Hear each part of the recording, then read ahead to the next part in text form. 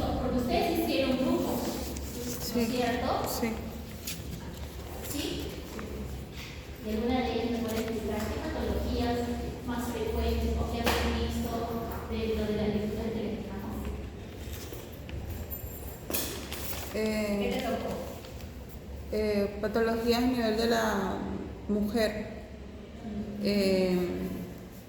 Bueno, hay varias, ¿no? Hay varios niveles, ¿cierto? Sí, varios ¿Que niveles. se dan dónde? A nivel, por ejemplo, A nivel de las trompas, de los a ovarios. nivel de los ovarios, Sí, a nivel del útero mismo, ¿no es cierto? ¿Cuáles son estas patologías más frecuentes dependiendo del sitio, ¿no? ¿Cuáles son las patologías más frecuentes? A nivel de los ovarios. Anovulatorias, ¿no es cierto? Como ovario poliquístico o síndrome del ovario poliquístico, ¿qué más? A niveles hormonales, la no producción de repente, ¿no es cierto? ¿Qué más? o sea, en el endometrio. Eso es. El endometrio. Claro. ¿Qué es la endometriosis? Diferente a endometritis, ¿no? ¿Qué era la endometriosis?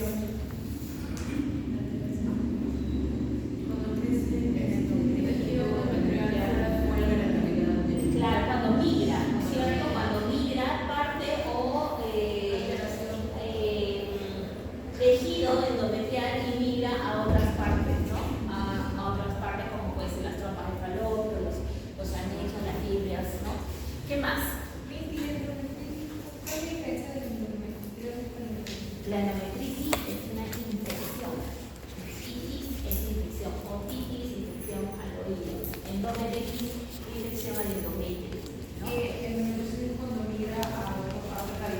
Endometriosis es cuando el tejido que recubre la cavidad interna del útero y el endometrio no se queda en el parto, mira, va, como que va. Malformaciones uterinas también. Hemos visto también que parte de las anomalías o de las alteraciones en la reproducción femenina son a nivel uterino, ¿no? Como son cuáles, el endometrioma, cuando hay tabiques, ¿no? ¿Qué más? ¿Ah? Y ahí hay en todas sus variaciones, ¿no? Por eso es que hay úteros delfos también, ¿no? Con anormales que no van a recepcionar a un nuevo fertilidad. Causas hereditarias. Pueden ser causas genéticas también, hereditarias, algunas. Y en las masculinas, ¿cuáles eran las más comunes que habíamos visto la semana pasada? ¿Cuáles son las alteraciones más comunes en ya todo lo puede haber a nivel pretesticular, testicular y posttesticular? Cuando hablamos del pretesticular, ¿de qué estábamos hablando? La criptoquidia, claro, pretesticular, ¿qué más? ¿Ah?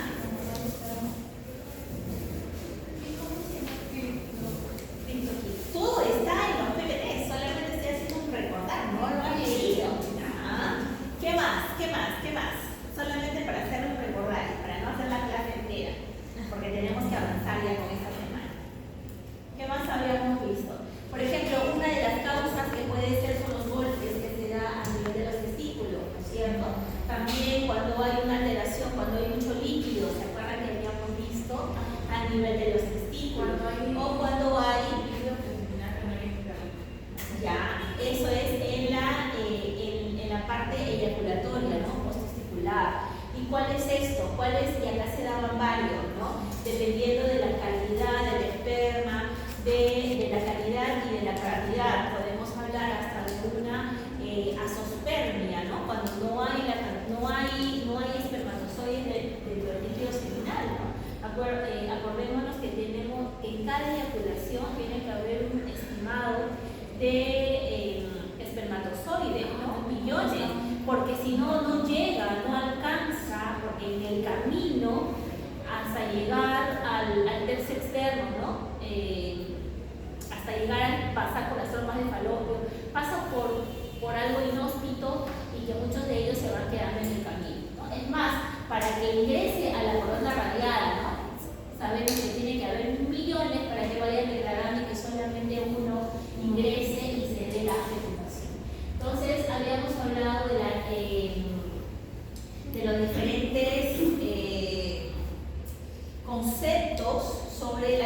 calidad y la motilidad. Habíamos hablado de la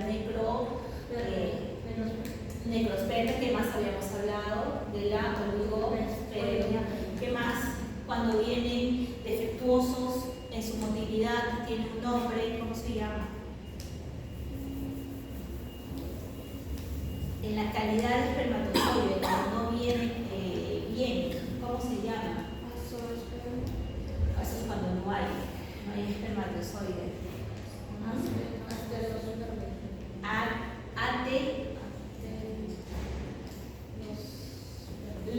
Lea, si no, no van a aprender. Bien. Atenosospermia, ¿no? Entonces, es básicamente un resumen de lo que hemos hecho la semana pasada. Veo que en este grupo hay faltantes. En el grupo, yo llevo 2 grupos. En el grupo anterior salieron a exponer, de todas maneras, para hacer un recordario. Hoy día lo voy a hacer yo en este grupo, pero en las siguientes ustedes tienen que salir. Ya saben que hemos formado grupos, más que sean 5, yo lo que quiero sean lo mínimo posibles para que puedan leer todos un mismo y que no se diluya, ¿no? Esto es la información. El día de hoy vamos a continuar y vamos a hablar sobre las alteraciones en el desarrollo embrionario, la placenta y los anexos y qué complican el desarrollo del embarazo, el parto y puerperio. En el curso de atención integral del parto vamos a hablar sobre la placenta de manera más exhaustiva, porque es lo fisiológico. En este curso vamos a hablar de las alteraciones de la placenta más que su anatomía fisiológica o normal, ¿ya?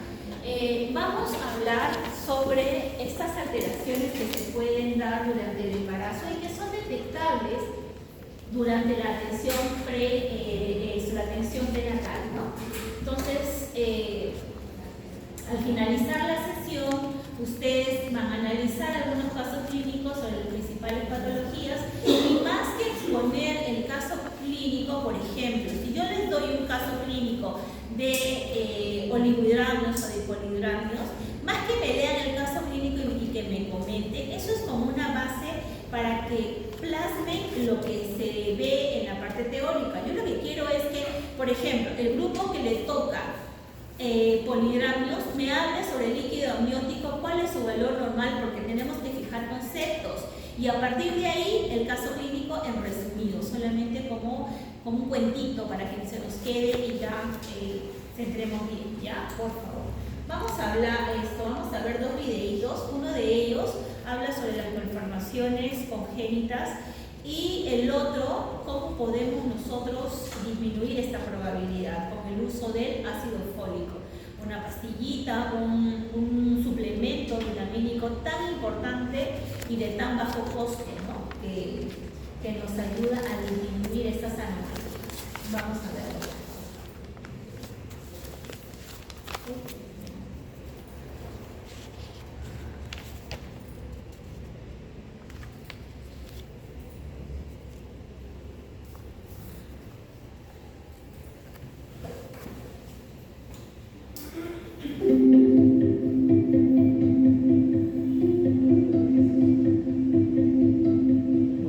Las malformaciones congénitas es probablemente el motivo por el cual la mayoría de nosotros hacemos cirugía pediátrica.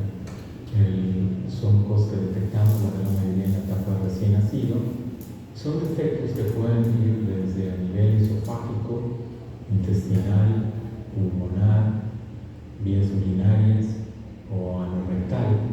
El feto o el embrión no completó el desarrollo de todas las estructuras y el niño puede nacer con un defecto a nivel del esófago que se comunique con la tráquea, o pueden hacer con diferentes variantes o niños con malformaciones congénitas múltiples. Es lo que nos va a dar por lo que tengamos que hacer y el pronóstico de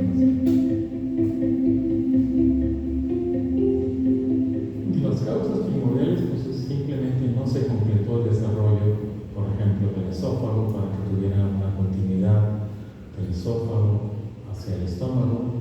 En un determinado momento de su formación ocurre una interrupción y ese esófago, en lugar de desarrollarse, digamos, en la variedad más común, porque hay 5 variedades, se comunica con la tráquea, entonces eso hace que el niño no pueda alimentarse por el esófago. Entonces hay que hacer esa reconexión. En las malformaciones anorrectales pues no hubo una migración adecuada para que se lograra ese descenso del recto y terminan comunicándose a veces el recto a las vías urinarias o terminan comunicándose al vestíbulo de las niñas, o puede llegar a terminar comunicándose a la vejiga o ser malformaciones más complejas y no completó su desarrollo embriológico, porque el problema que tenemos es que muchos de estos niños van a ser prematuros y van a necesitar a veces de soporte ventilatorio o el apoyo de toda una infraestructura de terapia intensiva neonatal, apoyo del pediatra, apoyo nutricional, medicamentos. A veces son niños que nacen infectados y van a necesitar todo un tiempo de evolución y manejo para poderlos estabilizar y que podamos completar la corrección del defecto. Actualmente, debido al avance de la tecnología del mantenimiento del ultrasonido, que es un estudio no invasivo, muchas de estas alteraciones se pueden sospechar porque encontramos que es una mamá que tiene un volumen de líquido mayor de lo normal, y cuando la madre tiene su volumen de líquido mayor de lo normal, algo no está funcionando a nivel del tracto gastrointestinal o la formación del tracto gastrointestinal en el bebé. Nos puede hacer sospechar que ese niño puede tener una falta de comunicación. A veces logramos detectar que tiene un defecto a nivel de la pared, también con un ultrasonido. A veces logramos detectar que puede tener como imágenes de burbujas dentro del tórax afectado, que lo más común es el tórax izquierdo. Entonces, el hecho de que tengamos una mamá que tenga una mayor cantidad de líquido de lo normal nos debe empezar a hacer sospechar que ese niño puede traer una malformación congénita. Igualmente, cuando son niños que tienen una menor cantidad de líquido de lo normal, igualmente nos debe hacer sospechar que son niños que pueden tener una malformación congénita, o niños que tienen un retraso en el desarrollo o un retraso en el crecimiento, nos debe hacer sospechar que son niños que pueden tener una malformación congénita. El procedimiento médico va a depender dependiendo del tipo de malformación que estemos tratando. Si es un paciente que tiene una malformación congénita a nivel del esófago, vamos a tratar de corregir esa malformación, cerrando la comunicación que tenga ese esófago con la tráquea, tratar de unir esos dos carros de esófago. Si es una malformación no rectal, va a depender si es una malformación no rectal que podamos resolver en ese momento, o si es una malformación no rectal alta, pues es una niña que vamos a tener que derivar. Si es un niño que tiene un defecto de la pared, pues va a depender del tamaño del defecto de la pared. Es algo que podamos resolver en ese momento, va a tener que ser una cirugía escalonada, al igual que con las malformaciones anorectales. Si son altas, van a tener que ser cirugías escalonadas. Si es un paciente que tiene una malformación intestinal, pues va a depender de la variante de malformación intestinal. Si es una o si son múltiples, y ello va a depender inclusive hasta el tiempo de estancia que puede llegar a tener este recién nacido en las salas de terapia intensiva neonatal. Nos quedamos con esto y vamos a ver otro sobre el ácido fólico y de ahí comentamos, por favor, todo el conjunto. Residencia permanente para los Estados Unidos y es profesional.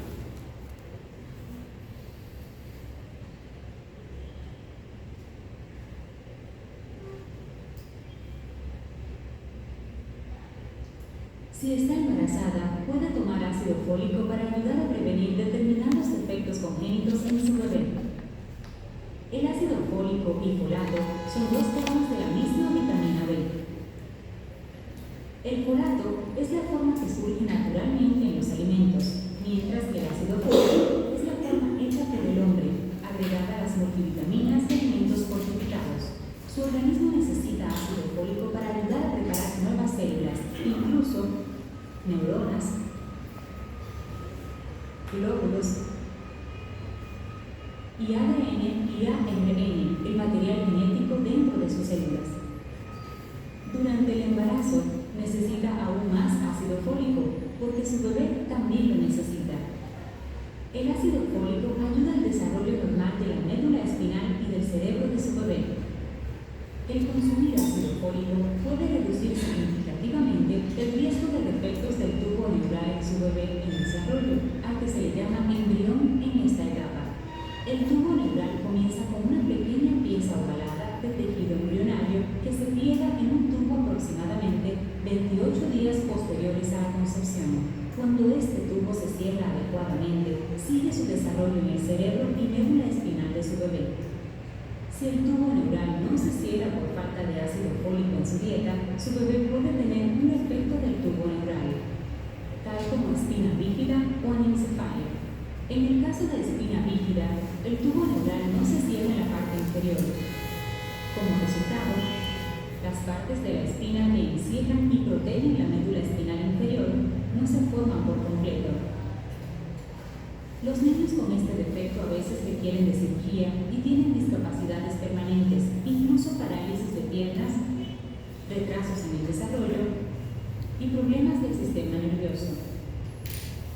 En el caso de la afección anencefalia, el tubo neural no se cierra en la parte superior, lo que evita que grandes partes del cerebro y el cráneo se desarrollen por completo.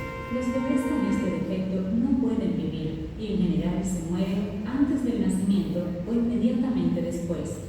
El ácido fólico ayuda también a proteger contra otros defectos congénitos, como labio leporino y paladar hendido, y el defecto del septo auricular, que es cuando no se cierra una cavidad entre las cámaras superiores izquierdas y derechas del corazón durante el desarrollo. Debido a que el tubo neural se desarrolla de forma temprana en el embarazo, a veces antes de que una mujer sepa que está embarazada, los expertos recomiendan que todas las mujeres en edad fértil tomen un multivitamínico que contenga 400 microgramos de ácido fólico todos los días.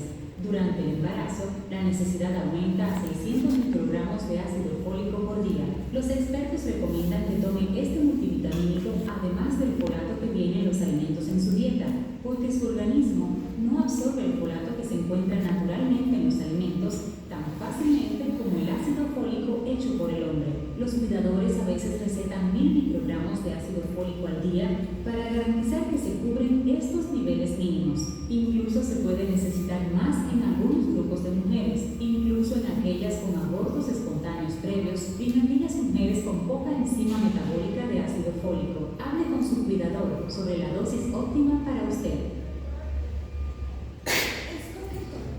Bien. ¿Qué hemos visto en el video? ¿Qué hemos visto? ¿Qué habló el pediatra cirujano, ¿no? Cirujano pediatra? ¿Qué habló? Malformaciones. Habló sobre las malformaciones congénitas que se producen durante el embarazo, ¿no es cierto? Habló que había diferentes tipos y generalmente se da a nivel del tubo neural, ¿no? Dependiendo del sitio de no fusión del tubo neural, toma los diferentes nombres que ustedes ya lo han estudiado en lo que es desarrollo fetal, como desde la anencefalia, que se da en la parte superior a nivel del cráneo, ¿no? Y también si continúa el recorrido se da a nivel de la columna vertebral, ¿no? Que une con la pelvis, y se da la espina bífida. Esos son los más comunes, pero existen variantes también a partir de ahí, ¿no? Y hablaba del uso o del consumo del ácido fólico, que es una sustancia que sirve justamente para que el tubo neural se cierre. Y es la pregunta que yo siempre les digo que una persona tiene que conocer, siempre pregunto, ¿a los cuántos días se cierra el tubo neural? 28 días. Una vez fecundado este huevo, ¿a los cuántos días se cierra? Por eso que es tan importante darle el ácido fólico 3 meses, ¿no? La norma técnica le dice 6 meses antes, ¿no? De la reproducción más normal, ¿no? A los 21 días de formado, ¿sí? Ahí es cuando se cierra el tubo neural.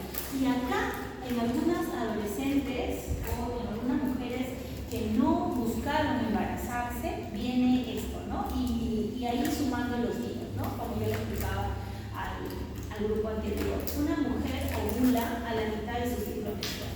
Generalmente el ciclo menstrual es de 30 días, quiere decir que ovuló al día 15, ¿no es cierto?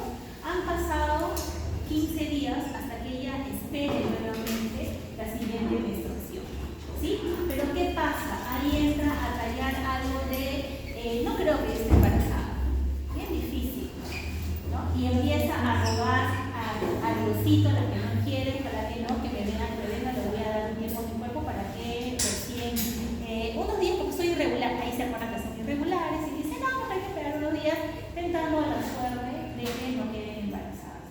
Con eso pasó una semana más, 15 días que ya venía del óvulo fecundado y 7 días que normalmente se espera.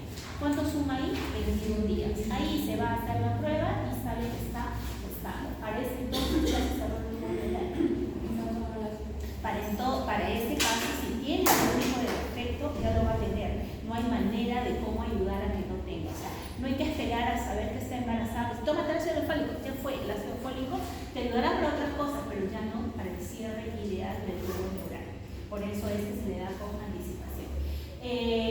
Acá te dice que la dosis normal es de 400, llegando a ser a la mujer embarazada 600, ¿no? Esto es lo que te dice la teoría.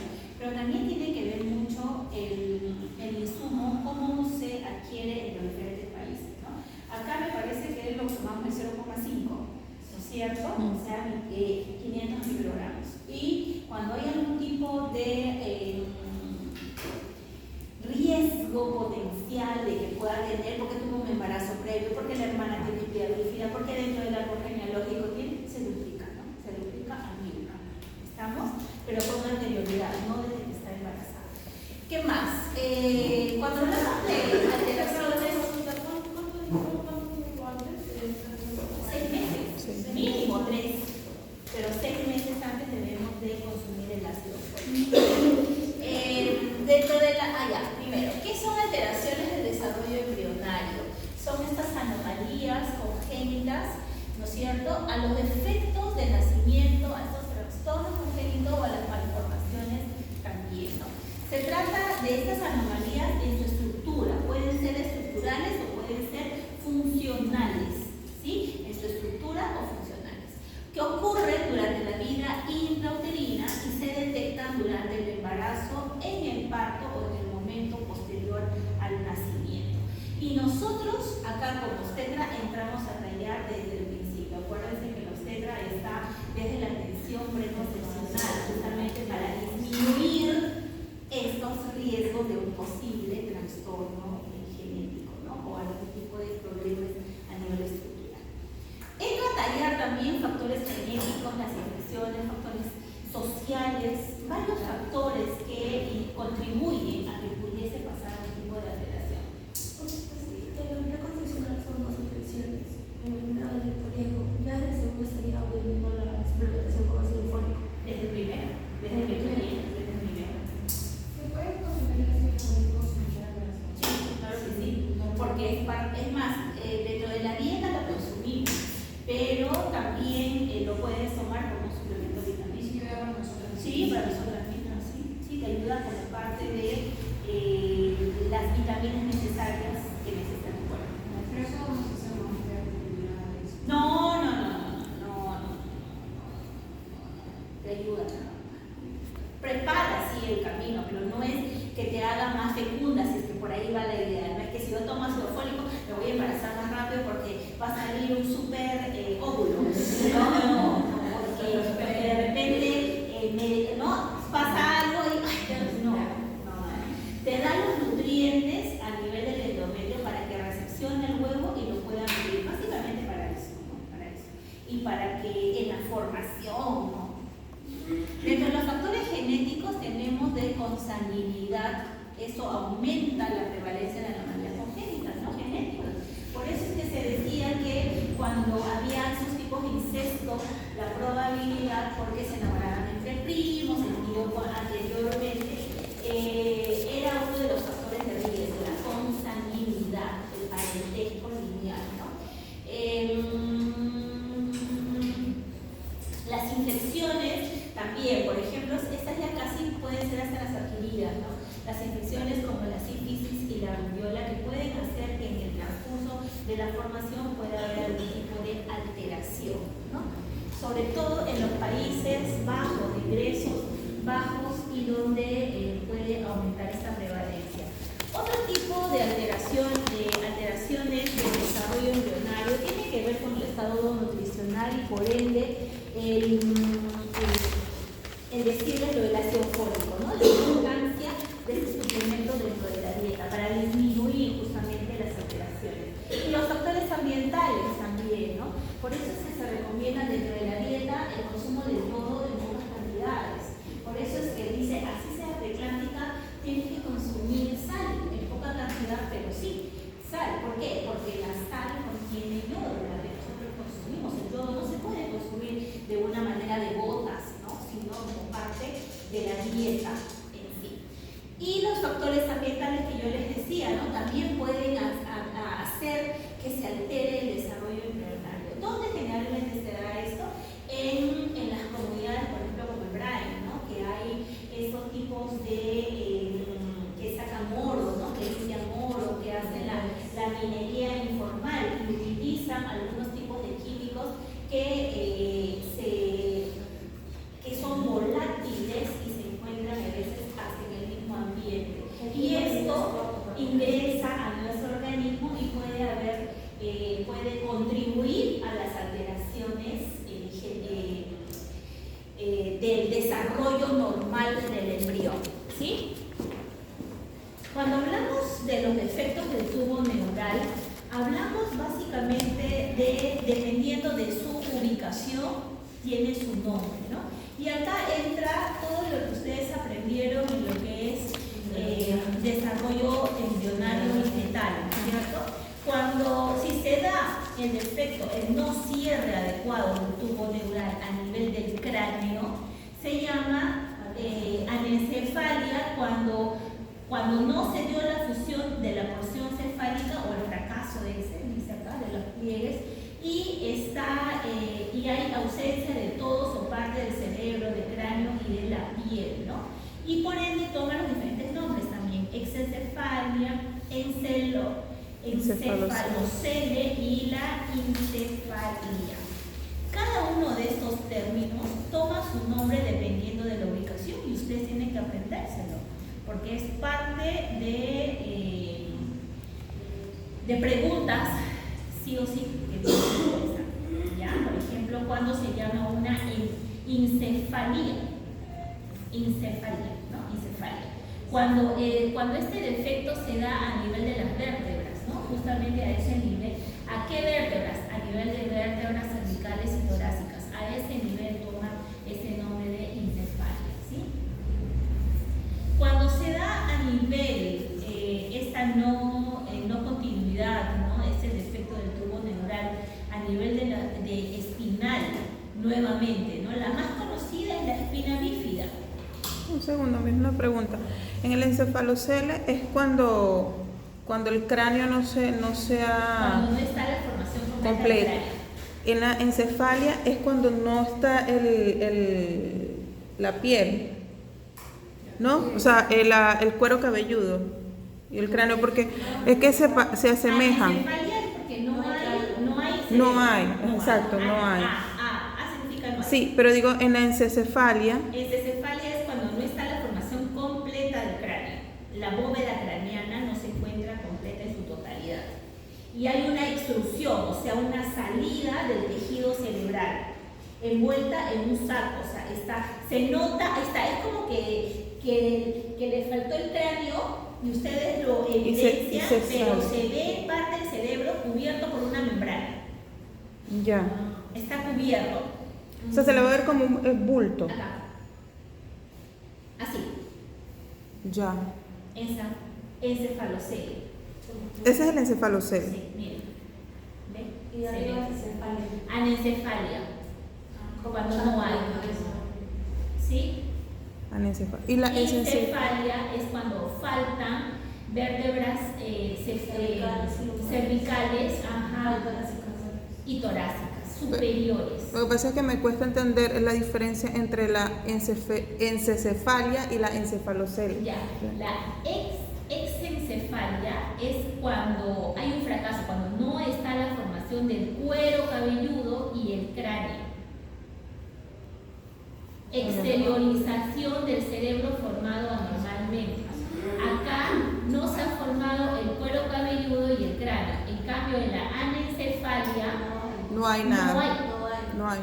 Pero Y en la exencefalia es cuando hay falla en la formación Completa. del cráneo. Claro. En cambio, en el otro era una porción, en la ausencia de todo o parte del cerebro. En la anencefalia. Disculpa, la anencefalia es que no hay cráneo y cerebro. No hay fusión de la porción cefálica de los plebes, ausencia de todo o parte del cerebro, del cráneo y la piel. Por eso es que nacen así, anencefalia. Como aplastado. Como aplastado. Porque no hay. No hay. Generalmente estas malformaciones no son compatibles con la vida. No llegan a término. Estos terminan en un aborto tardío, generalmente a las 22 semanas, por ahí, ¿no? Entre 500 gramos, menos de 500 gramos. ¿Y no hay posibilidad de que cuando nace Anencefalia, no. Viste, si en la ecografía sale el defecto, la persona puede elegir tener un aborto. Lo que pasa es que acá en Perú todavía no hay normas que regulen el aborto terapéutico. Entonces no es que ya yo voy y me acerco y digo, miren, viene así mi bebé, así que quiero que me realice un aborto. Pero No, entonces, si nace corre el riesgo la vida de la madre, hacen una junta médica porque la paciente es hospitalizada producto a que ya su vida está corriendo peligro. Y hacen una junta médica donde un grupo de médicos deciden intervenirla, pero porque está afecto su salud como persona. Pero si le encuentran un anencefalia, ese bebé va a fallecer de todas maneras. Pero no le provocan el aborto, es que no tenemos leyes que nos avalen. Así de embarazos vaya desarrollándose más y vuelva a morir o no va a morir. Sí. Debería haber ese tipo de aborto. Debería, pero eso es legislación, eso ya es parte de jurídica. Y pero ahí también se daña la salud mental de la mujer. Ah, claro, O sea, definitivamente. pero la anestesia, por ejemplo, es cuando no hay nada o la mitad. En la anencefalia no hay parte o todo, o sea, puede haber una parte, Puede que haya o puede que no. puede que no haya o puede que haya solamente una parte, ¿no? Pero yo Parte. si no tengo la posibilidad de vivir, yo digo, tengo una amiga que nació sin bebé con cero, pero sigue vivo y le dijeron que solamente va a vivir hasta el año nada más, o un par de meses, y ya tiene 5 años. ¿Cómo antes? Pero con Sí, exencefalia. o es hidrocefalia. Son diferentes. Claro, porque cuando falla algún tipo de válvula de drenaje se forma la hidrocefalia. Es tal cual como la foto, no tiene la mitad de ¿Y vive? Sí. Pero vive postrado. Claro, vive postrado, pero a ver cómo le hace sus movimientos, terapia, todo. ¿Cuántos Pero años tiene tiene? la mitad de la persona, Y no fallece.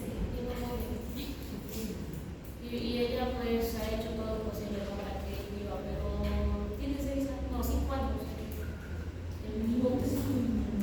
Es un caso raro, ¿no? Es un caso bien raro. Generalmente no es compatible con la vida, ¿no? Cuando es total. Total sí es incompatible con la vida. Quizás una porción nada más. Pero aquí sí la tiene, todo este equipo la tiene. Entonces tiene encefalocele, ¿no? Cuando falla de la formación completa del cráneo y expulsión del tejido cerebral por un tejido. No, esto es como un chupo, así como una bola. Pero eso no es cuando está el cerebrito así salido, cubierto por una Claro, cubierto por una membrana, pero eso solamente es una parte, nada más, como si fuera un hematoma, como si fuera un forúnculo grande, ¿no? Así Como un así huevito, se ve. ¿Saben lo complicado que debe ser para el niño y también sobre todo la madre? Ver a su hijo ahí postrado sin poder hacer nada. Sí. Es que ella tuvo 2 gemelas primero y se le murió. Eso sí no sé por qué se le murió. Y cuando tuvo el tercer bebé desapareció. Entonces, mira, si ella tiene antecedentes, ¿cómo es importante la parte genética? Entonces, si ella ya tiene un aborto de gemelos, probablemente hay algún tipo tipo de alteración genética en la formación. Y para Pero que de se parte de pueda- ella o de papá. tiene que ver el árbol genealógico, ¿no? Por eso Porque es acuérdense, importante la complementación del ácido fólico para pareja, los dos no. Sí, pero cuando es genético. A la mujer se le da el ácido.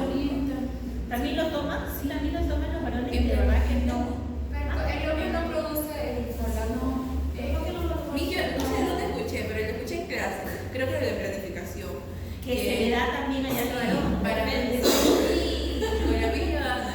Pero cuando es algo genético, cuando un embarazo, a ver, cuando hay un embarazo con anormalidades genéticas, se tiene que buscar el árbol genealógico, tanto de la madre como del padre, porque por ahí viene. Si no lo adquiere de la mamá, quizás esas alteraciones vienen del padre, ¿no?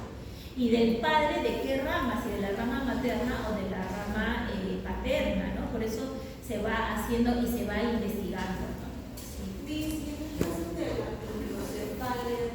¿Cuál? De la microcefalia. Ya, eso de ahí es chiquito, es más pequeño, ¿no es cierto? La microcefalia. Por el virus del Zika también. Sí, ajá. Hay un virus de un mosquito que lo que te produce durante el embarazo es el no crecimiento normal del cráneo y te hace una microcefalia, ¿no? También. Por eso es que esos son enfermedades adquiridas que pueden se adquirido en el embarazo y con esto alterar el crecimiento normal del desarrollo fetal, ¿no? Pero también tiene que ver con el tubo dental. No, eso ya es por esto, por ambientales, por enfermedades adquiridas durante el embarazo, ¿no? Sí, externos, ajá, de lo que habíamos hablado en esta parte de acá, ¿no? De factores ambientales o esto también por infecciones adquiridas durante el ¿Y la embarazo. gastroenteritis? ¿Ah? ¿Y la gastroenteritis? La gastroenteritis cuando está Allá, cuando tú hablas de la gastroquisis. cuando se sale. O el onfalocele. No, gastroenteritis. Cuando el estómago está como que puesto y así como lo cubre una membranita. Ya, eso se llama, claro, el onfalocele es cuando no se cierra la pared anterior, ¿no es cierto?, del abdomen y se protruye los intestinos, pero hay una membrana que lo cubre. Eso se llama el onfalocele, ¿sí? Pero cuando no tiene esa membrana se llama gastroquisis. La gastroquisis ya es cuando los intestinos, ¿no?, se exponen, salen, claro, es otra cosa. Y también es cuando la falla de la pared anterior del abdomen no se cierra, ¿no? Pero eso se puede operar. Eso se puede operar. Sí, no se puede operar. Sí, pero hay que tener las medidas de precaución. Por ejemplo, como obstetra, ¿no? Yo tuve un caso, empezando la carrera en una clínica, nace y se ve clarísimo cómo se ve tipo chinchón, ¿no? Tipo como si ustedes agarraran un huevito y le sacaran despacito toda la cáscara y queda una membrana y sentencia, tal cual, igualito cuando es un onfalocele, ¿no? Entonces, pero en este caso fue gastroquisis. Se notaba el intestino. Cuando el bebé nació, lloró y como que protuyó algo, ¿no? Como que quería salir. Entonces, ¿qué hicimos? Solamente se cubre con gasa, con cloruro de sodio y se le hidrata y el bebé tiene que ser derivado. Ya le operan poniéndolos un tipo de embudos, cuando ya sale mucho, embudos para que vaya ingresando a la cavidad y luego le hacen un tipo de cirugía. Es tolerable. Sí, porque era no controlada, porque vino de un momento a otro y vino en periodo expulsivo y a pesar de que no se había controlado por política de salud de emergencia, tú no le puedes decir no eres controlada en una clínica, tú tienes que atender la emergencia. Si no tenga ni un sola paciente y está en un inminente parto, tienes que atenderlo y luego derivarlo, ¿no? Entonces, Un bebé tiene gastroenteritis y lo opera más adelante, cuando crece, no tiene ningún efecto, no queda nada. asumo que no, porque ya eso entra a tallar cirugía. ¿Y qué es lo que les pone? Lo que tengo entendido es que le ponen unos tipos de malla, ¿no es entonces esto le ponen hidradérmica una malla para que le sostenga de todas maneras, ¿no? Pero ya viene cromosómicamente a veces alterado, entonces a veces no les cuentan, tienen una pareja, se embaraza y puede pasar porque ya dentro de su formación genética puede venir con alteraciones, ¿no? Bien. ¿Y puede comer normal? No, es cierto. ¿Puede comer normal cuando se le sale su Esos bebitos, ya no sé el seguimiento, te cuento de que nosotros lo que hacemos es solamente darle los primeros auxilios en el sentido de cubrir para que no se seque y no se maltrate y derivarlo, porque eso tiene que verlo ya.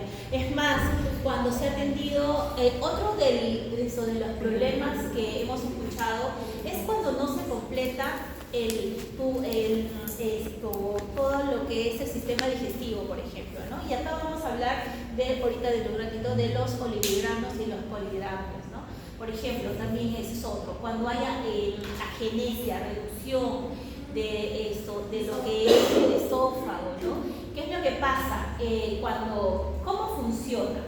El bebé tiene que deglutir el líquido y tiene que orinar para que empiece a funcionar su sistema urinario. Pero llega un momento, si hay algún tipo de disminución en el conducto o que no haya unión, haya una no formación de su sistema digestivo, lo que puede ocasionar es que empiecen a haber los polihidramios, por ejemplo, ¿no? Los polihidramios se generan de un defecto del sistema digestivo, ¿no? En estos casos, lo que generalmente están asociados, al menos lo que yo he podido observar, tampoco es que sea tan frecuente, pero lo que yo he visto, es cuando existe, por ejemplo, el ano perforado, ¿no? O cuando hay problemas a nivel de su sistema urinario, cuando no están los conductos, ¿no? Cuando hay algún tipo de alteración. Entonces, ¿qué es lo que va a suceder en el embarazo? Hay incremento de líquido amniótico y por ende se va a formar los polihidramios, ¿no? A diferencia de los oligohidramios, cuando uno está frente a una disminución de la producción de líquido amniótico, puede ser por dos motivos, ¿no? Puede ser porque la placenta viene ya con algún tipo de alteración a nivel placentario, ¿no? O por la misma formación del bebé anatómico estructural, ¿sí? Cuando hablamos de oligohidramios, los pronósticos van a variar. Va a variar a nivel de qué semana gestacional empieza a ser este problema o esta patología. Por ejemplo, si se da al inicio del segundo trimestre, quiere decir 13 semanas, porque el primer trimestre 12, ¿no? Si se da a inicios del segundo trimestre, o sea, 13 semanas, imagínense, para que llegue a las 40, es un largo proceso, ¿no? Y acá se da el retardo de crecimiento simétrico, ¿no? Crónico, retardo de crecimiento crónico también, ¿no? Y acá es un problema, generalmente trae muchas consecuencias para este bebé dañino. A diferencia de oligohidramios agudos. ¿Cuándo se da el oligohidramios agudo? Casi en el tercer trimestre a mediados del mismo. ¿Y cómo me doy cuenta cuando nace el bebé? Que ha sido crónico o que ha sido agudo, por ejemplo. Nunca vi a la paciente que llega en impulsivo solamente haciendo el parto y yo el producto. ¿Cómo me doy cuenta? Ectópicamente, que un bebé tiene un retardo, una restricción se llama, la restricción del crecimiento intrauterino crónico, o sea, de larga data, o agudo, que ha sido de repente en las últimas semanas. ¿Cómo me doy cuenta? El bebé es un bebé, nació un bebé, nació un bebé. El peso, por el peso. ¿En cuál de ellos está afecto? Solo el peso. ¿Pero cuál? En el agudo. Cuando estamos frente a un oligohidramios agudos, ¿no? Se ve afecto el peso del recién nacido. O sea,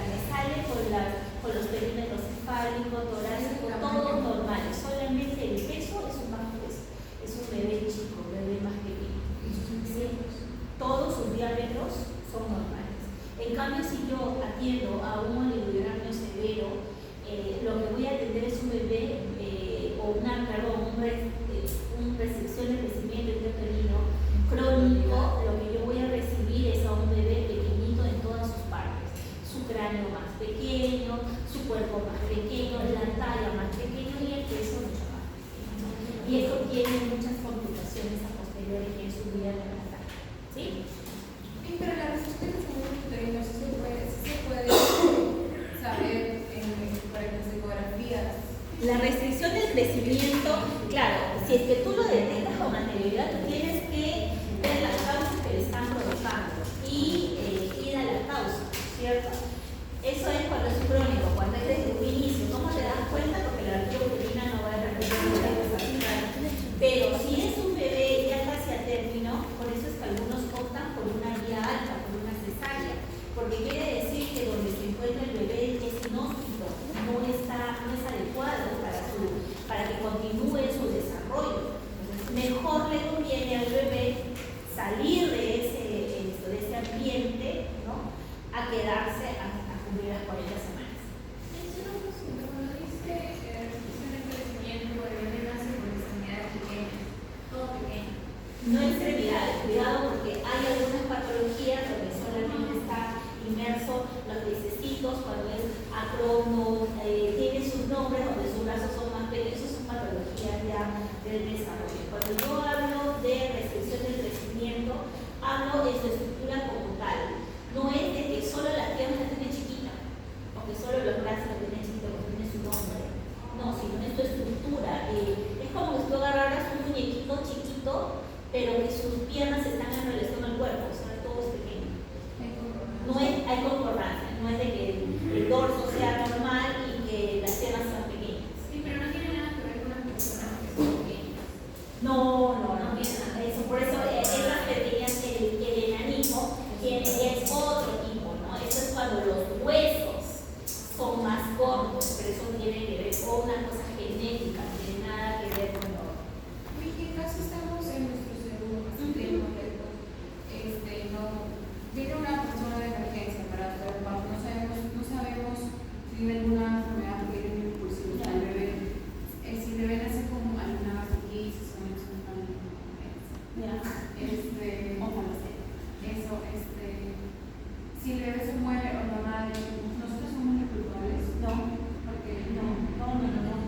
A ver, si el bebé viene, cuando hay una muerte neonatal, el bebé pasa a que le hagan una necrosis, ¿no? Ahí se da cuenta. Y ahí es donde determina de por qué el fallecimiento. No es de que falleció y nada. O sea, no, una necrosia.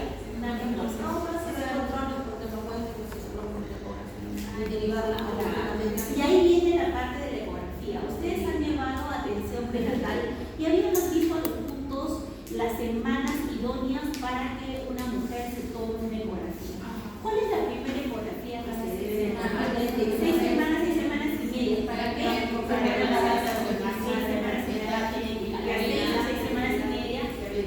para ver viabilidad fetal y número de evasión, número de fetos, y confirmamos un embarazo y por la viabilidad fetal. La segunda ecografía, ¿a las cuántas semanas te enviamos? Toda obstetra le envía antes de esas semanas. Te toca, o sea, sí o sí tiene que hacerse. Es el de la 11 a la 14. ¿Cómo se llama esa ecografía? La genética, ¿cierto? Donde va a haber, sobre todo está ligado a lo que son las trisomías, ¿no? Para descartar trisomías, porque tienen que a esa edad gestacional ver el pliegue nucal y ver el huesito nasal, ¿no? Para que vaya en relación. Muy bien, pasó la genética, descartamos que hay algún tipo de trisomía y viene la siguiente ecografía rutinaria que se hace a las cuantas semanas. Entre las 18 y 22 semanas. Esta es la morfológica, ¿no es cierto? ¿Y para qué mandamos a hacer de manera rutinaria? Porque acá se hace, ¿se acuerdan de los barridos que habíamos visto en lo que es la parte práctica? ¿No? 20 barridos. ¿Ah? 20 barridos más 2. No, 20 planos más 2 barridos. Más 2 barridos, ¿se acuerdan?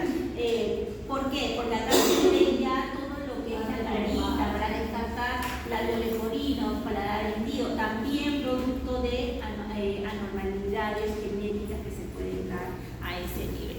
¿Sí? Pero sí nos podrían reconocer, por ejemplo, en el mismo caso de ellas, es que nosotros le hemos hecho control prenatal, ha traído ecografías y nosotros no nos hemos dado cuenta. Ahí que no lo hayas derivado a tiempo. Ahí sí, Porque culpa tuya no es que tenga una anormalidad, culpa tuya o implicancia es que no hayas actuado a tiempo, ¿no? Por eso yo les decía, muchas de esas patologías la obstetra no es que lo vaya a tratar. Por ejemplo, si yo tengo una paciente que viene, que quiere salir embarazada y que tiene de repente problemas con la tiroides, tipo tiroidismo o hipertiroidismo, ¿no? Eso es un embarazo de alto riesgo. Entonces, ¿qué es lo que se hace? Esas pacientes hay que derivarlas. ¿Por qué? Por ejemplo, las que toman pastillas para anticonvulsivas, ¿no? ¿Por qué? Porque si yo intento verlo todo por mí, por ejemplo, las preeclampsias, ¿no? Hay con signos de severidad y sin signos de severidad, pero si yo le sigo viendo, le sigo tratando, pero se convulsiona, ¿sí? Y yo no la he referido al problema mío, los conflictos mínimos. Claro. Por ejemplo, una infección urinaria, la obstetra lo trata. La pielonefritis ya no, porque la pielonefritis ya es que está, ya es una cosa casi generalizada y tiene que ser un tratamiento hospitalario, ¿no? Por ejemplo, la emesis gravídica, la obstetra lo trata, la obstetra lo medica. Podemos controlar una emesis gravídica profesiológica. ¿Qué no puedo tratar? No de forma ambulatoria, la hiperemesis gravídica. Eso es lo patológico. ¿Sí se entendió? Bien.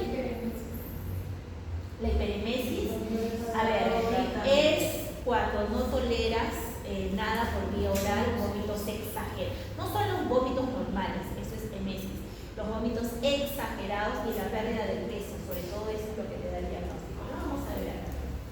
Muy bien, parte de la estructura de este intercambio de oxígeno y nutrientes para el bebé que estábamos hablando, para que pueden influenciar en estas alteraciones del futuro bebé o del bebé, tenemos que conocer a la placenta.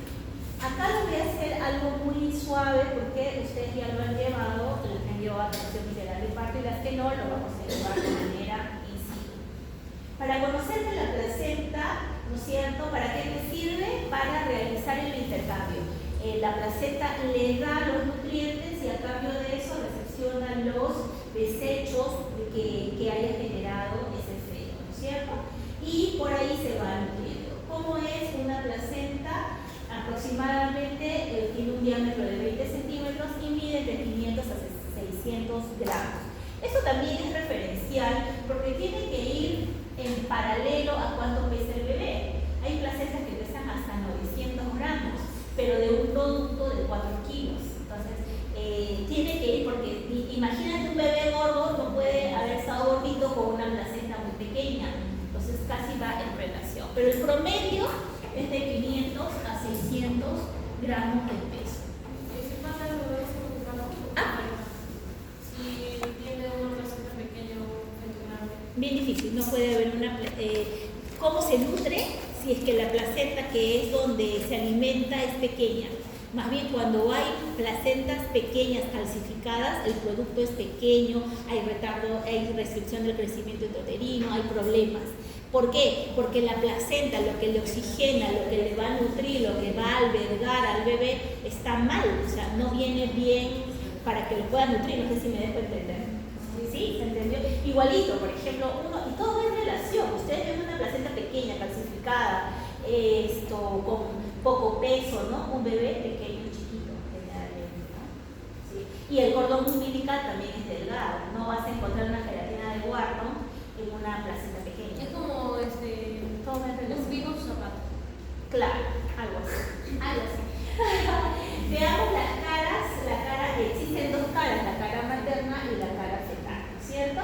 La cara fetal es lisa, es de aspecto brillante, porque está casi en contacto con el líquido amniótico, ¿no? Por eso se llama el amnios, ¿no? La cara fetal. La cara materna ya tiene otro tipo de aspecto, más mate, y está en relación a lo que tiene la cara materna, ¿no? Y ahí se van a encontrar los cotiledones. Los cotiledones ¿no? Estos son aproximadamente de 15 a 20 y cada una contiene una velocidad precursora principal para su rama. Básicamente es como si fuera la raíz lo que se inserta al endometrio para que por ahí pueda haber este flujo de sangre, ¿no? Eso es lo normal, esto ya ustedes lo saben. ¿Cuál es lo anormal? Lo anormal, ya termina, me gana el tiempo, no llegué tarde.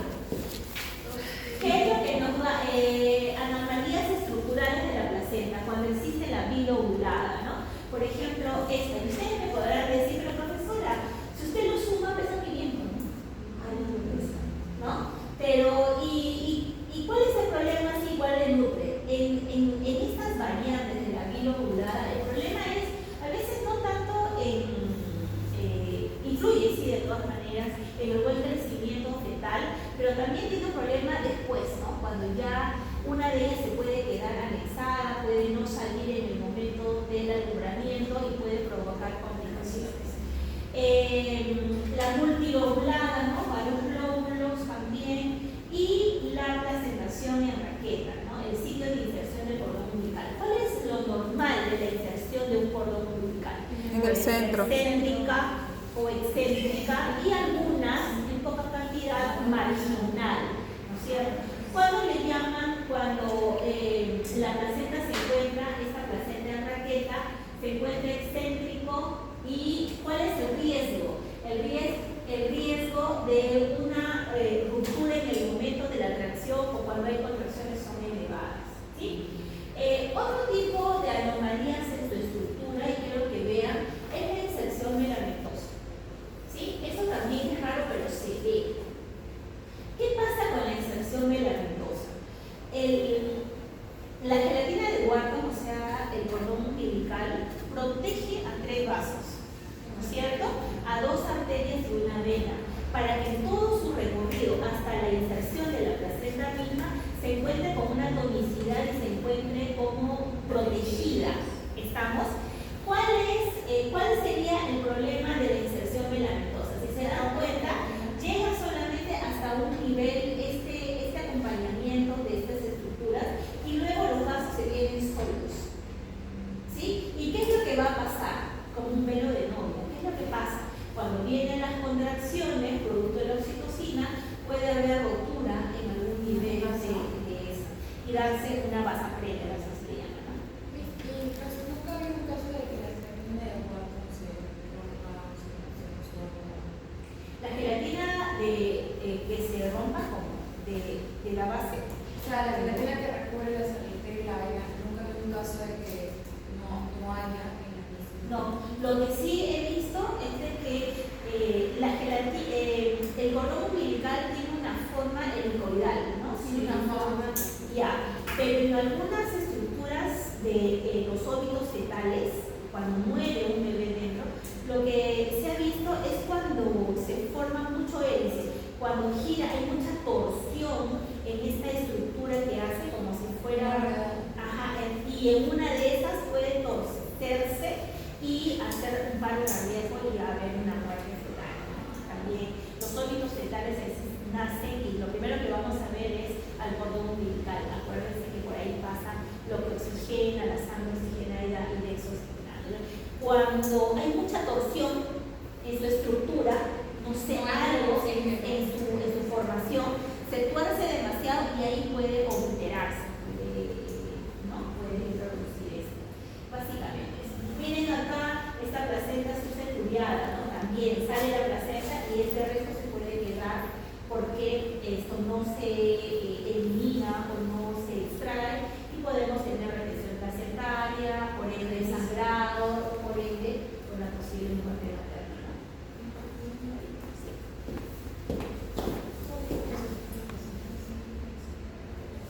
Otro tipo de anomalías de la implantación de la placenta es el tipo de adherencia que puede ocasionar, ¿no? ¿Cuál es lo normal, no? Lo normal es que la placenta se adhiere al miometrio porque por ahí va a haber esta transfusión de nutrientes y eliminación de los desechos, ¿no? Pero ¿qué pasa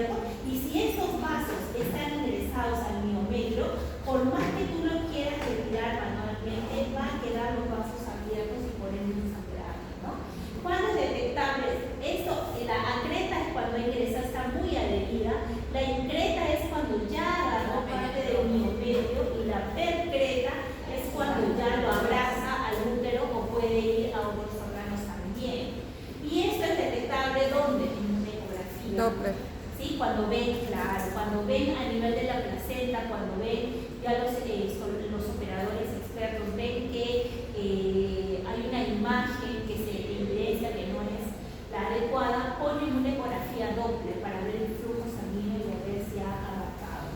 Generalmente terminan en histerectomía, entonces independientemente de la edad, se someten a una cesárea y terminan haciendo histerectomía, porque no hay cómo implantar los vasos que han pasado por el miometrio, ¿no? Entonces lo único es extirpación.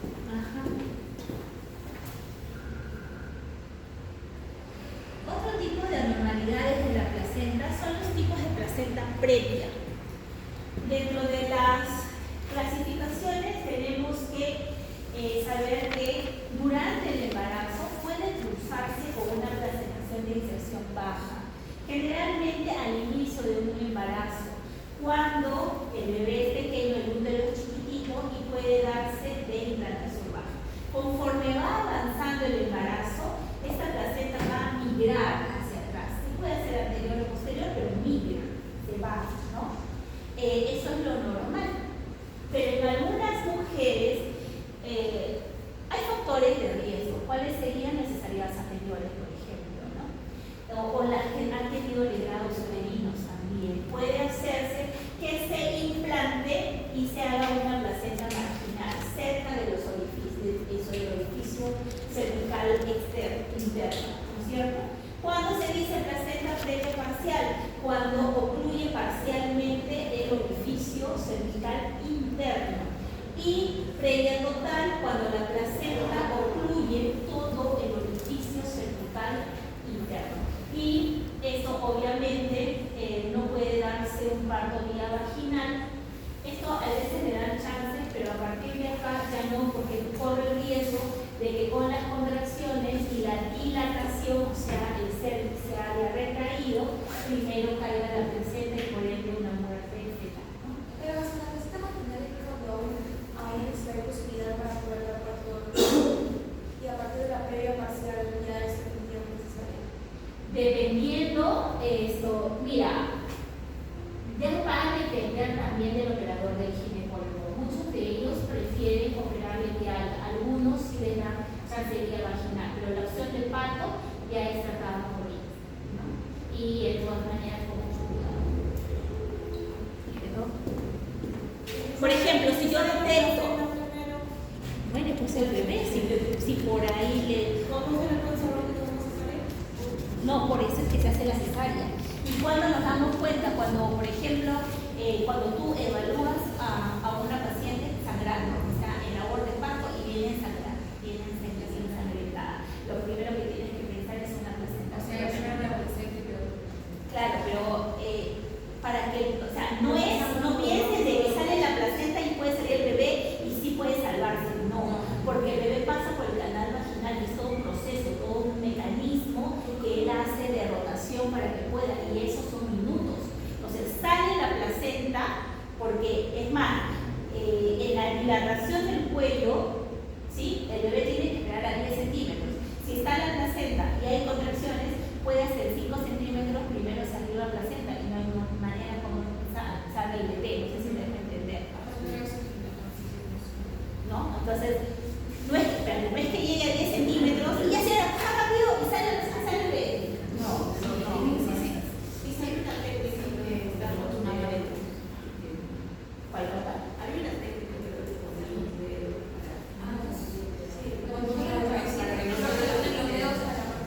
Para que no salga la placenta, para que no baje el cordón umbilical.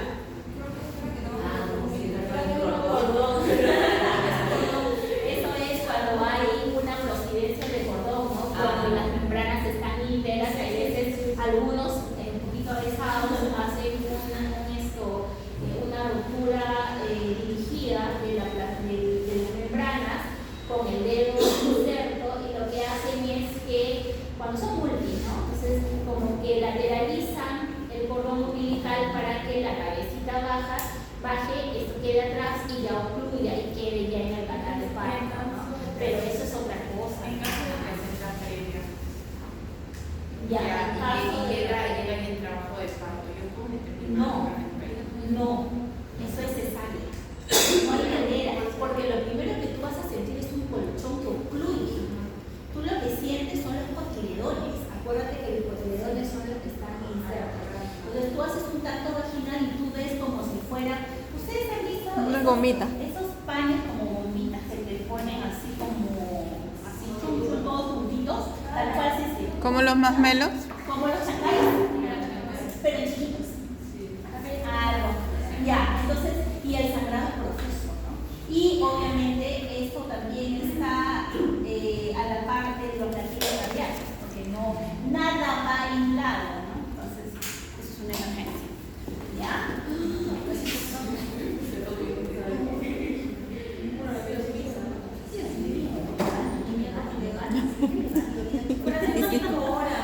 Somos preguntones, profe. Y está bien porque así se aprende, ¿no? Pero como yo les decía, no puedo dilatarme en esperarlas. La otra semana, si sea con poquitas, tengo que empezar a avanzar porque me gana el tiempo. Y eso es bien denso, le dije desde el primer día. ¿Sí? ¿Qué más? Otro tipo de patología a nivel placentario es la vasa previa. ¿Se acuerdan que habíamos hablado de esto? ¿Sí? Que también, ¿qué pasa si acá por estos vasos está nutriendo a la siguiente placenta, chiquita, pero es una placenta anexa? ¿Qué va a pasar? Se rompe, puede romperse y por ende trae problemas también, ¿no? Entonces, la inserción y la manera de y la anatomía de la placenta influye mucho, ¿no? Miren, esta vasa previa es rara, ¿sí? Pero es muy veloz. Generalmente es como una velamentosa, ¿ves? Donde los vasos dentro de las membranas están cerca del orificio cervical. Y llegamos a hablar del líquido amniótico, ¿no? Otro factor también predisponente que puede alterar el desarrollo. Cuando hablamos del líquido amniótico tenemos que saber cuáles son los valores normales para saber cuál es lo anormal, si no, no voy a saber. Y esto tiene que ver y está en relación a las semanas gestacionales, ¿no? Empieza desde 200 ml a las 10 semanas antes de culminar el primer trimestre y casi a mediados del tercer llega 4 veces su contenido inicial, a 800 ml, ¿no? Entonces, el volumen de líquido anormalmente disminuido, ya sabemos que se llama oligohidrámidos, y el que está por encima de los valores normales polihidrámicos, ¿no? Cuando hablamos del líquido amniótico de un polihidrámico, es cuando está aumentado anormalmente y se puede sospechar si el tamaño uterino excede no va en relación con la edad gestacional. ¿Se acuerdan que yo les decía que en una atención prenatal es importante la altura uterina, hallar bien la altura uterina? Porque la altura uterina ya te va gritando si ese embarazo se está desarrollando de una manera fisiológica. Si no va en relación a la edad gestacional, la altura uterina, sospeche de alguna patología. Puede ser de una restricción del crecimiento intrauterino, puede ser de un oligohidrámico o de un polihidrámico. ¿Cuáles serían las complicaciones de un polihidrámico? Por ejemplo, en una labor de parto, la prosidencia del cordón. Cuando está muy cholatino, o sea, esto muy arriba, producto de demasiado líquido, y el cordón puede caer por debajo de la cabecita, romperse las bolsas, las membranas y ocluir y abrir una puerta, ¿no? ¿Qué otra cosa también puede suceder? Ya listo, es una multi, y pues tiene polihidrámico, le hacen una ruptura, no pasa nada y nace rápido el bebé. ¿Qué es lo que también puede haber? Atonías uterinas. ¿Por qué? Por la sobredistensión que ha tenido producto del estiramiento de las fibras, ¿sí? Entonces, una complicación de una atonía uterina, o por qué se pudiera dar una atonía uterina, o cuál es la causa, una de las causas es los polihidrámicos, ¿no? También por la sobredistensión. Y acá nosotros lo vemos en la parte clínica, cuando tú ves un abdomen Cuando la altura uterina es mayor a lo que tú esperes por edad gestacional, cuando estás sobredistendido, cuando no puedes palpar las partes fetales, cuando se te es muy dificultoso. Porque a veces también cuando la paciente tiene mucho tejido adiposo, también es un poquito más complicado hacerle la altura uterina. Claro, pero ahí, por ejemplo, tú ya le estás viendo que hay tejido adiposo y tú le restas centímetros para que más o menos halles. En cambio acá es la piel que llega un momento en que se le pone la piel muy tirante, como un globo. Ajá. Es totalmente... En cambio en el otro tú lo ves fofo, tú lo ves gordito, le ves ahí su, ¿no? tejido, su panículo adiposo de una manera. En cambio el otro está brillante, ¿no? Y miren, y el hidramio se puede clasificar de acuerdo al grado, ¿no? que haya adquirido. Puede ser un polidramio leve, moderado y severo, y está en relación al índice de líquido amniótico. Cuando es leve es porque el índice de líquido amniótico es de 25 a 29.9 centímetros en su medición por ecografía. Se dice que es un polidramio moderado cuando está de 30 a 34.9 y mayor de 35 es un polidramio severo, ¿sí? Acá también entra a tallar mucho lo que es cuando miden, ¿no? Cuando lo miden, el índice es cuando tú mides los 4 cuadrantes y haces una suma, ¿sí? Hilas. Pero también hay cuando van a buscar el pozo mayor, ¿no? Hacen la medición del pozo mayor y eso también te puede dar indicios de que estés en un oligodramio o en un polidramio, ¿no? Dependiendo. ¿Cuáles serían las anomalías y los mecanismos por qué se puede dar, ¿no? Para que se forme este polidramio? Cuando hay daño de la deglución, ¿no? A nivel del sistema nervioso central, o cuando hay a nivel también de la deglución o daño de la deglución a nivel cranofacial, ¿no? Cuando hay esto del labio leporino, por ejemplo, ¿no?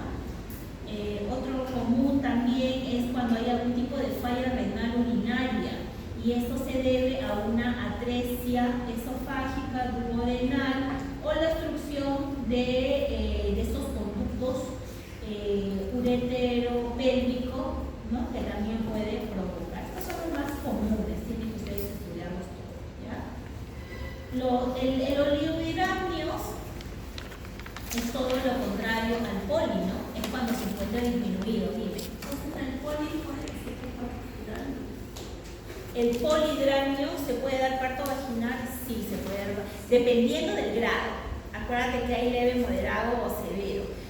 Y también va a depender de la paridad. Tú cuando hagas un diagnóstico tienes que ver en su todo la paciente. Y esto influye en la paridad, el peso y la altura de presentación. Todo tiene que entrar y a tallar, ¿no?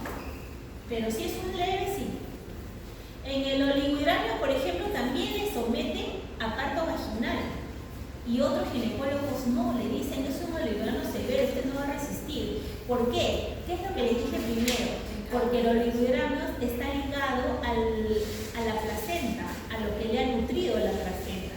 Y si la placenta ya está vieja, está clasificada, no le oxigena, imagínense someter a un bebé a las contracciones, a la disminución del oxígeno propio de las contracciones. Así es, ¿no? El diagnóstico de oligodramios se da en un ILA, en un índice de líquido amniótico menor a 5 centímetros o una bolsa, el pozo que nosotros decimos, por debajo de los 2 centímetros. Ya podemos ver el oligodramio. Acá ya les fui adelantando que el oligodramio de inicio temprano tiene un mal pronóstico y generalmente es cuando hay algún tipo de anomalía placentaria grave que perjudica o que está interviniendo en la no perfusión, en la no oxigenación, en la no llevar de nutrientes, ¿no? A ese ¿sí? Por si acaso, si rompe membranas y obviamente con la rotura de membranas le toman una ecografía y el líquido se encuentra disminuido, no estamos hablando de un polidramio, ¿no es cierto? porque ha roto las bolsas y por ende no hay líquido.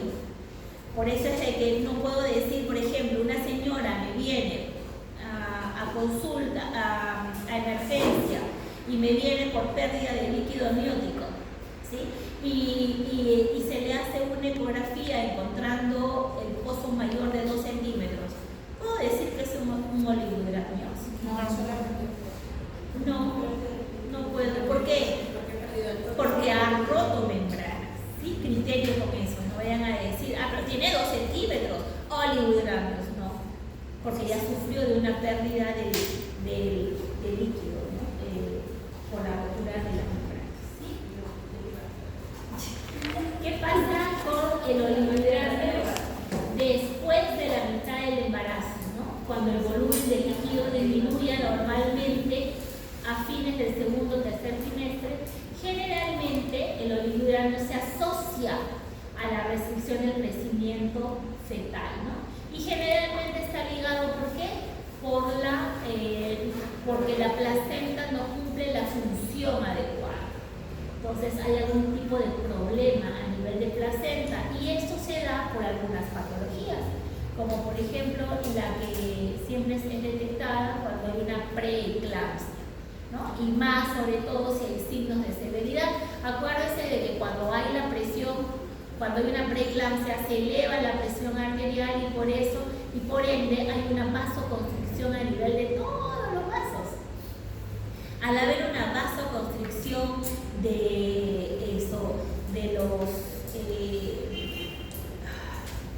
una vasoconstricción a nivel de de los vasos sanguíneos, por ende no hay una buena perfusión de los nutrientes. ¿Y qué es lo que espero? Una restricción del crecimiento o un oligodramnios. También pueden haber cuando hay la causa fundamental en tales casos es frecuentemente la insuficiencia uteroplacentaria, la no oxigenación, que puede impedir el desarrollo del crecimiento fetal, producir y reducir la producción de orina fetal, ¿sí?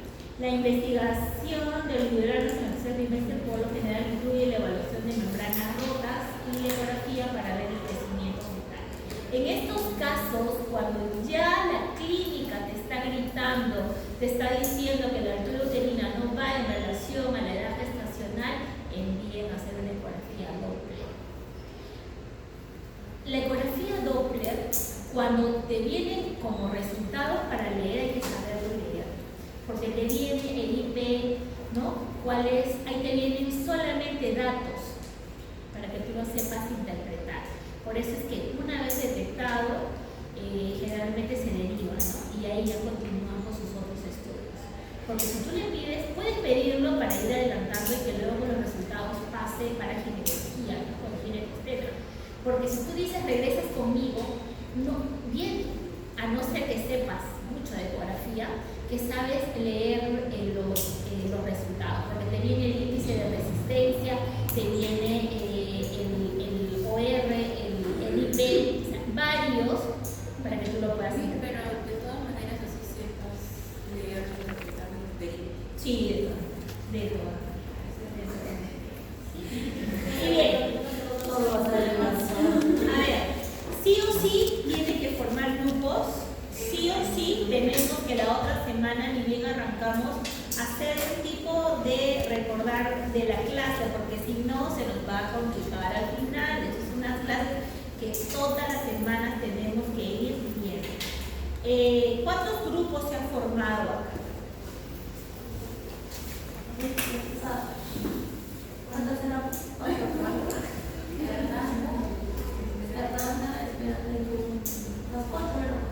Mi grupo de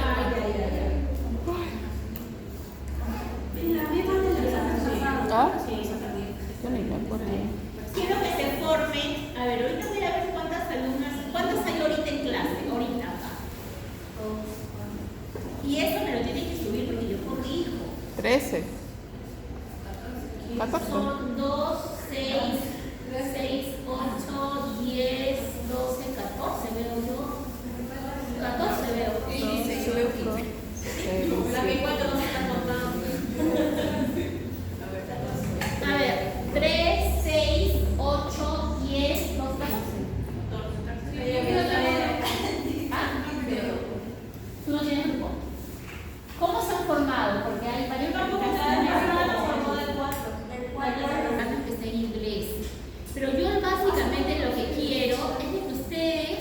me hablen de la patología como patología y luego el caso clínico solamente como para una salvedad que ha habido un caso clínico, nada más. Pero lo que quiero es que se estudie la patología, porque es lo que les voy a preguntar. ¿Cuáles son las patologías?